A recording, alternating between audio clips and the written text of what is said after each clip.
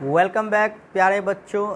स्वागत है आप लोगों का आपके अपने YouTube channel Vidya Vihar computer classes में। और आज यहाँ पर बच्चों हम लोग बीएसएससी मेंस के मैथमेटिक्स की हम लोग सुपर लॉजिक सेशन में यहाँ पर आए हैं। तो आज बच्चों जितनी भी हिसाब आप लोगों को यहाँ पर प्रॉब्लम्स जो सॉल्व की जाएंगी सुपर लॉजिक, इसमें सिस्टम से लॉजिक सॉल्व करेंगे बच्चों। बहुत ही कम समय में बहुत ही छोटी सी लॉजिक लगाएंगे और बहुत ही ज़बरदस्त यहाँ पर आप लोगों को आज मेथड बताने जा रहा हूँ बच्चों। तो आइए आज के इस सेशन में हम लोग शुरुआत करते हैं आज के इस सेशन के पहले प्रॉब्लम से बच्चों। तो यहाँ पर आज आप देख रहे हैं कि आपके स्क्रीन पे सबसे पहला सवाल यहाँ पर बच्चों आ चुका है। तो आपने यहाँ देखा बच्चों, 2100 रुपये की राशि 2 वर्षों में साधारण ब्याज पर 2352 रुपये हो गई। यदि ब्याज की दर 1% घटा दी जाती तो नया ब्याज क्या होगा। तो बच्चों यहाँ पर आपने देखा कि अगर 2100 रुपये हो जाते हैं 2352, तो बच्चों यहाँ पर जो आपकी ब्याज बनती है बच्चों, तो आप यहाँ पर सीधे तौर पर देख रहे हो बच्चों, आपकी ब्याज बन रही है 252 रुपये।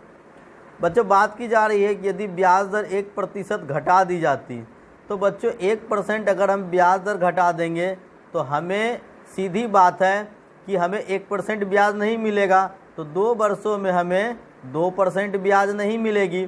तो बच्चों 2100 रुपये की जो 2% हम इसमें माइनस करेंगे बच्चों, तो आपकी 21 की 2% कितनी हो जाएगी बच्चों, 21 की 2% हो जाएगी 42। तो ब्याज हमारी जो 252 थी उसमें हमने 42 कर दिया माइनस, तो बच गए यहाँ पर बच्चों 210 रुपये। यानी कि बच्चों अगर ब्याज की दर 1% घटा दी जाए तो 210 रुपये आपको ब्याज मिलेंगे 252 की जगह पर।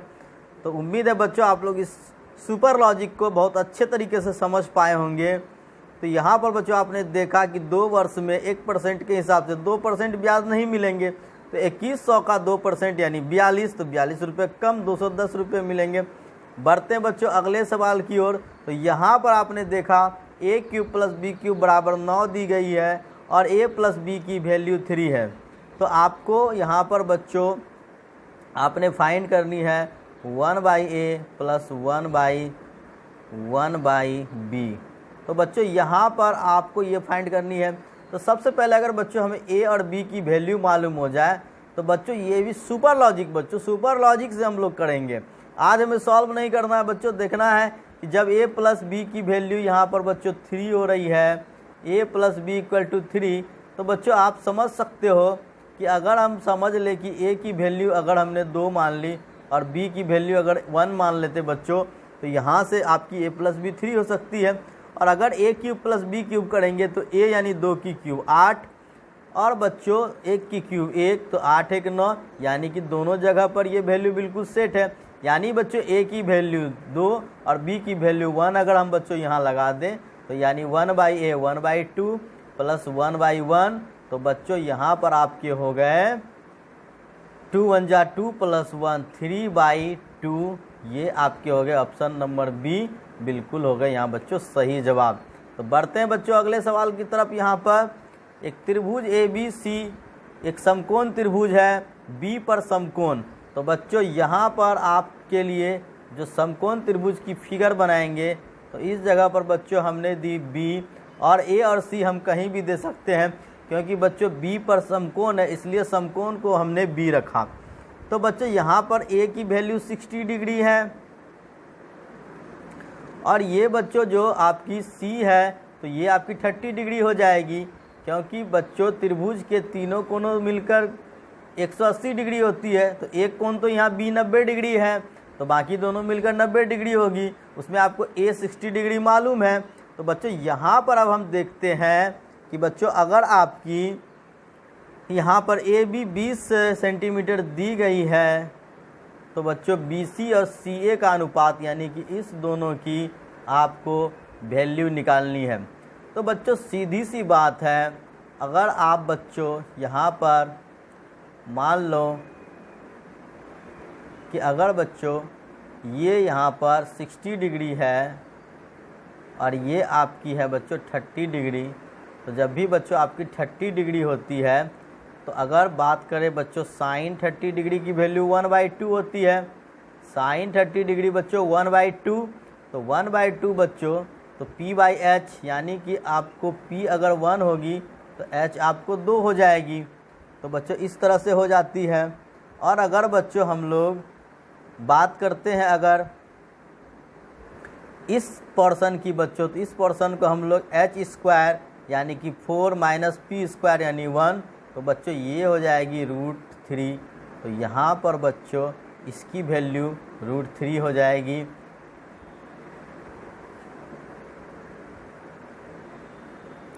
बच्चों यहाँ पर आपके लिए जो ये बच्चों इसकी वैल्यू क्या हो जाएगी √3। तो आप यहाँ से बच्चों देख सकते हो कि अगर यहाँ पर ये 1 है तो इसकी वैल्यू यहाँ पर बच्चों √3 है और इसकी वैल्यू 2 है। तो बच्चों यहाँ पर 1 नहीं होकर ये तो आपकी हो जाती है 20। तो बच्चों आपको यहाँ पर सीधी सी बात है BC और CA की अनुपात बतानी है। तो बच्चों यहाँ पर आपकी अगर BC √3 होती है तो AC आपकी यहाँ पर 2 हो जाएगी। तो बच्चों जब भी 30 डिग्री और 60 डिग्री होगी तो रेशियो BC और AC की √3 अनुपात 2 हमेशा ये फिक्स होगी, ये हमेशा इतनी ही रहेगी बच्चों, चाहे आप किसी भी तरह से इसे ज्ञात करोगे। तो बच्चों उम्मीद है आप लोगों को समझ में आया होगा कि बच्चों हम जानते हैं साइन 30 की वैल्यू 1/2 p/h, तो p की वैल्यू 1, h की वैल्यू 2, और बच्चों आपको cos 30 डिग्री की वैल्यू √3/2 हो जाती है, तो इसकी वैल्यू √3 हो जाएगी। तो बच्चों जब भी आपको यहाँ पर 60 डिग्री और 30 डिग्री होगी तो ये 2 और ये √3 होंगे। तो बच्चों इसलिए BC और AC के अनुपात √3 अनुपात √2। बच्चों बढ़ते हैं अगले सवाल पर। तो यहाँ पर बच्चों आपको साइन A + B की ये जो यहाँ पर इक्वेशन दे दी गई है, आपसे बच्चों कहा जा रहा है साइन 75 डिग्री की वैल्यू निकालनी है। तो बच्चों अगर हम लोग यहाँ पर साइन 75 निकालनी है तो बच्चों हम लोग इससे साइन, आप बच्चों इसे लिख सकते हो 45 + 30 डिग्री, हम इसे ऐसे लिख सकते हैं।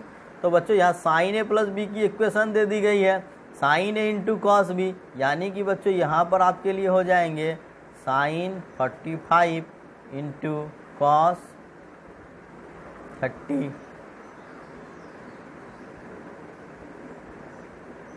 Sign 45 × cos 30। उसके बाद फिर प्लस है बच्चों cos A, तो A की वैल्यू फिर आपको हो गई 45, यानी कि cos है यानी cos 45 degree into sine B। तो बच्चों साइन B की वैल्यू आपकी कितनी हो गई 30 डिग्री।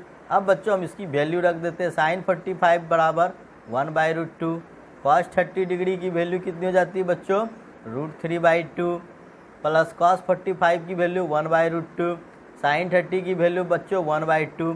तो आपके यहाँ पर हो गए बच्चों √3/2√2, प्लस यहाँ पर बच्चों हो गए 1/2√2। तो एलसीएम लेने के बाद बच्चों √3 + 1/2√2। तो बच्चों ये आपके लिए ऑप्शन नंबर C में √3 + 1/2√2।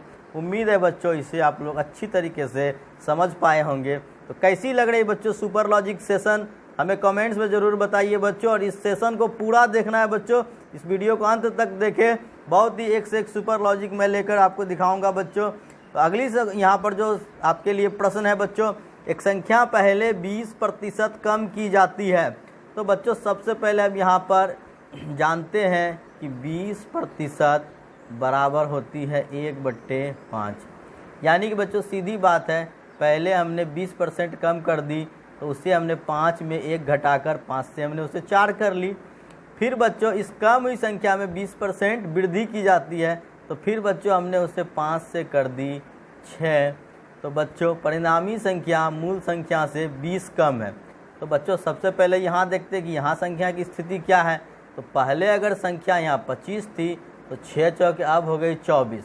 तो यहाँ पर बच्चों आपकी जो यहाँ पर डिफरेंस है वो 1 है, पर यहाँ बच्चों बोला जा रहा है कि वो मूल संख्या से 1 नहीं 20 कम है, यानी 20 गुना ज़्यादा। तो बच्चों इस संख्या भी आपकी 25 नहीं होकर 20 गुना ज़्यादा, यानी कि बच्चों आपकी संख्या हो जाएगी 500। तो उम्मीद है बच्चों इस सवाल को भी आप लोगों ने अच्छे से समझ लिया होगा कि अगर बच्चों 20% कम कर दे और बढ़ा दे तो मूल संख्या अगर 20 कम हो तो वो संख्या 500 हो जाती है। तो बढ़ते हैं बच्चों अगले सवाल की ओर। तो यहाँ पर बच्चों 7 व्यक्ति 7 दिनों तक प्रतिदिन 7 घंटे काम करते हुए 7 यूनिट करते हैं।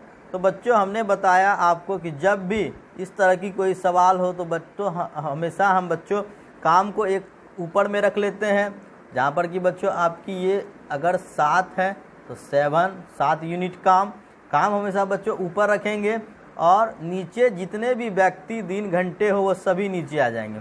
तो बच्चों यहाँ पर 7 व्यक्ति 7 दिन 7 घंटे ये सभी यहाँ पर 7 है।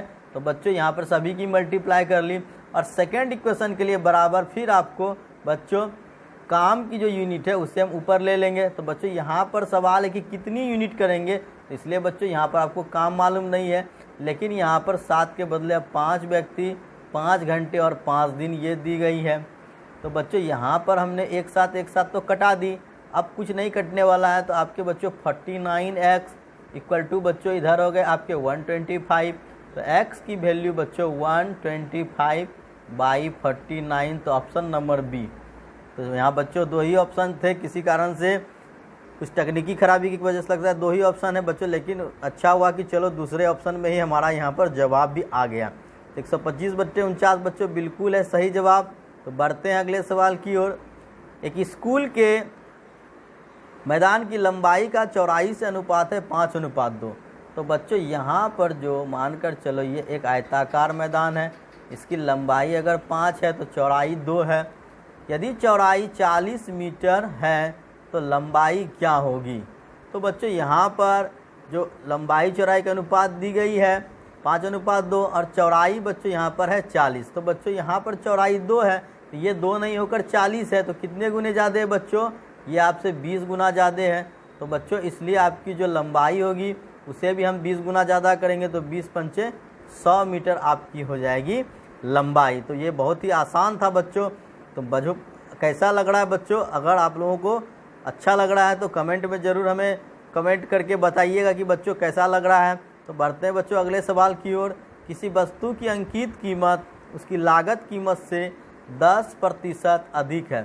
तो कहने का मतलब बच्चों अगर हम यहाँ पर एक MRP ले लेते हैं, पहले हम बच्चों यहाँ पर लागत यानी कि CP ले लिया और हमने इधर बच्चों MRP ले लिया। तो अगर CP 100 रही होगी तो MRP 10% अधिक यानी कि 110 है।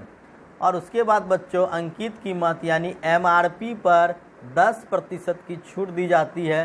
तो 10% यानी 1/10। तो बच्चों यहाँ पर आपको 11 रुपये की छूट हो जाएगी।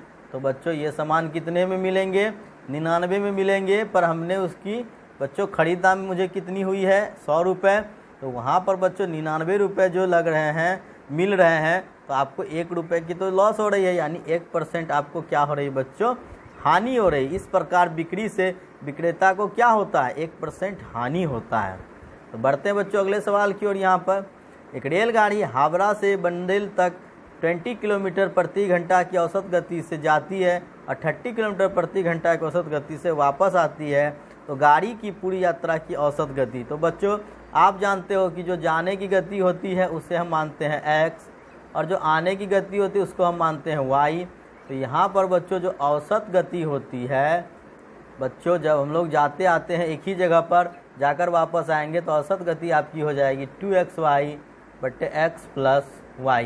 तो 2xy बच्चों यानी कि 2 × 20 × 30 और x + y यानी 30 और 20 बच्चों 50। तो यहाँ पर हमने 0 और 0 कटा दिया, 5 × 6 = 30, तो 6 दूनी 12 दूनी 24, यानी कि औसत स्पीड हो गए बच्चों 24 किलोमीटर प्रति घंटा। तो बच्चों काफ़ी आसान था। बढ़ते हैं बच्चों अगले सवाल की ओर। एक कार का सेकंड में 20 मीटर चलती है। एक कार का सेकंड में 20 मीटर चलती है तो किलोमीटर प्रति घंटा में गति ज्ञात करना। तो बच्चों यहाँ पर कार की जो चाल है वो चाल है बच्चों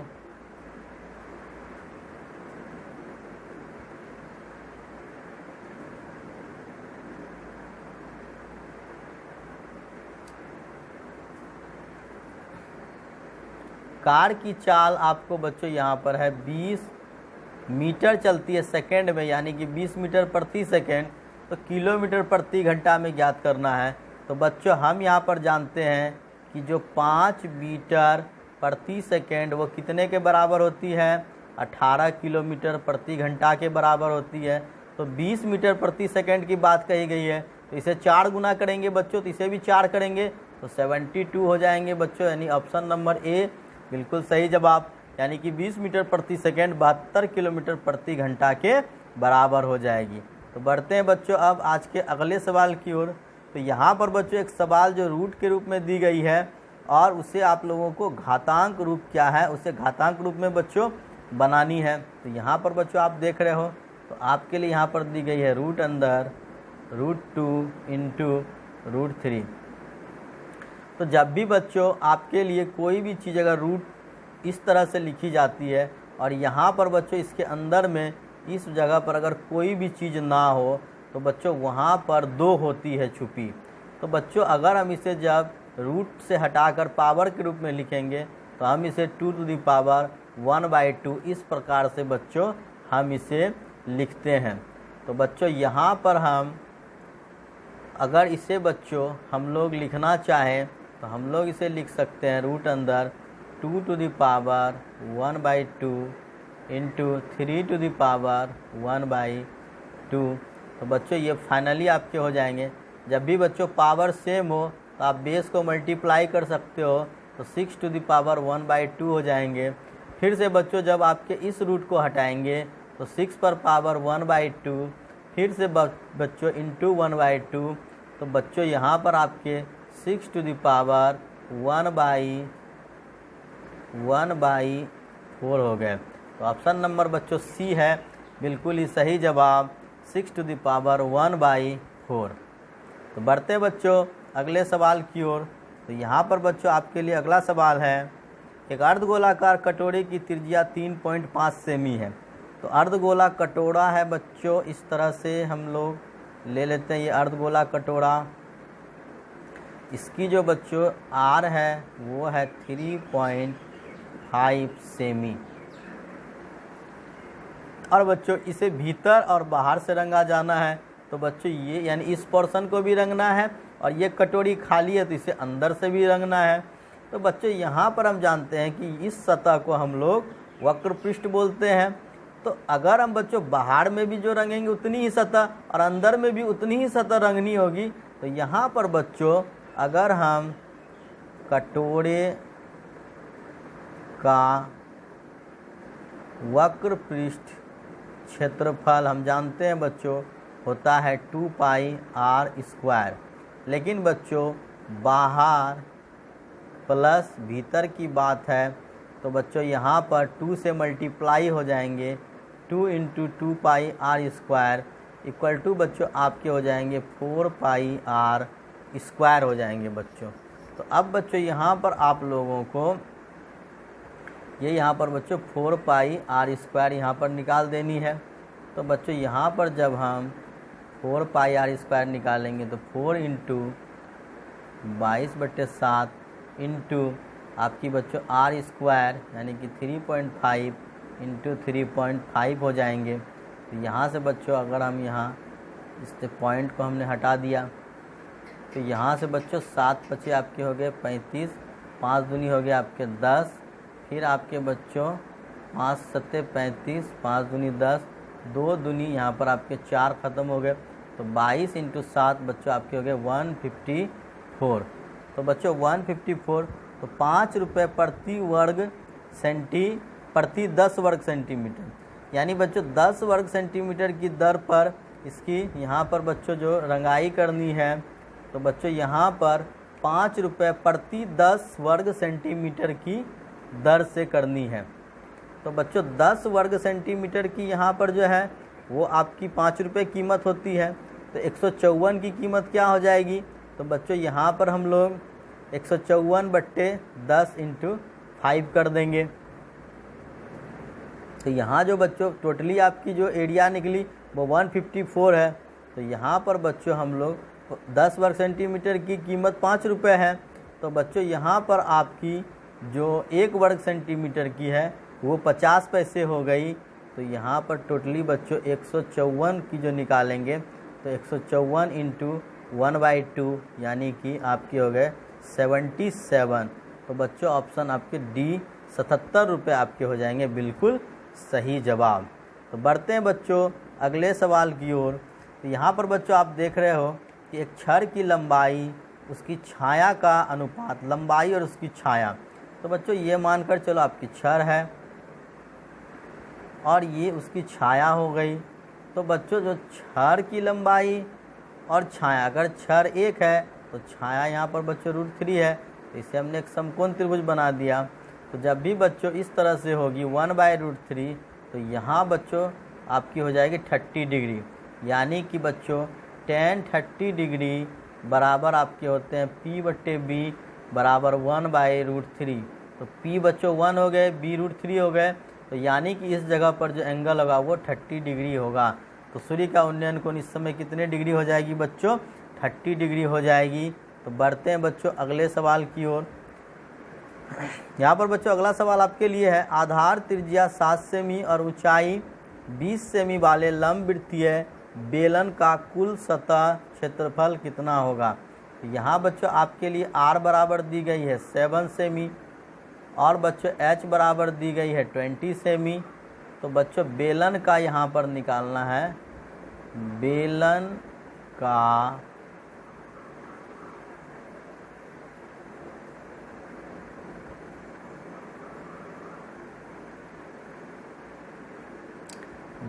का जो कुल सतह क्षेत्रफल निकालनी है बच्चों। तो बेलन का कुल सतह क्षेत्रफल बच्चों 2πr into H plus R हो जाती है। तो यहाँ पर बच्चों आपके हो जाएंगे 2πr 22/7 इंटू R हो गए बच्चों 7, H हो गए बच्चों 20 और आपके R हो गए बच्चों 7। तो यहाँ से आपके 7 और 7 कट गए, तो यहाँ पर बच्चों आपके हो गए 22 दूनी 44 इंटू 20 7 27। तो बच्चों यहाँ पर 7 चौके 28। तो बच्चों इकाई पे 8 किस में आ रही है? तो सिर्फ ऑप्शन सी में ही आ रही है। तो बच्चों इसलिए हम लोग सीधे यहाँ पर बता सकते हैं कि 1188 ही इसका सही ऑप्शन हो सकता है। तो उम्मीद है बच्चों इस सवाल को भी अच्छे से समझ पाए होंगे, ये फार्मूला बेस्ड था। तो बढ़ते हैं बच्चों अगले सवाल की ओर।